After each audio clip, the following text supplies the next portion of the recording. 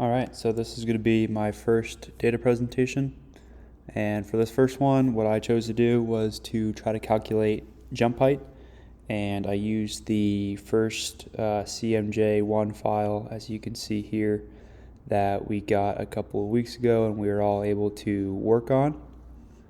So I just wanted to point out a couple things about this file. The main thing is this section right here, where we were able to do some acceleration, velocity, and position work.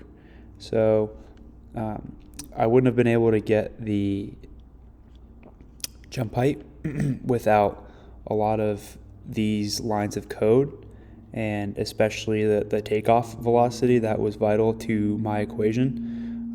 So if we scroll all the way down to the bottom, you will see that I have my equation that I just spoke of. So for the purpose of this presentation, I chose to do jump height as takeoff velocity squared divided by gravity times 0.5 to calculate jump height, and that is just one of the derivatives of jump height, or one of the equations that you can use to calculate jump height. So I'm going to go ahead and run this section, see what we get. So we get 0.4363, and that is going to be in meters. So I believe that calculates to something like 17 inches, if that's what you're into.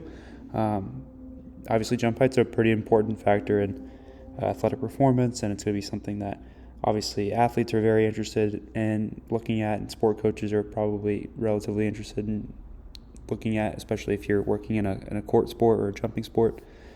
So it is something that's going to be valuable, and it's a line of code that I'm happy to kind of put into here and be able to reference. But I also wanted to kind of just show its utility and some popular pieces of software that are already using something similar within the sports performance realm. So SPRT Science is a pretty popular force plate company, and they have a metric called height peak, which is just the peak height. And this is essentially where I got the equation from. And to give you a basic definition, it says this calculation utilizes takeoff velocity that lets you calculate true vertical jump height for the individual.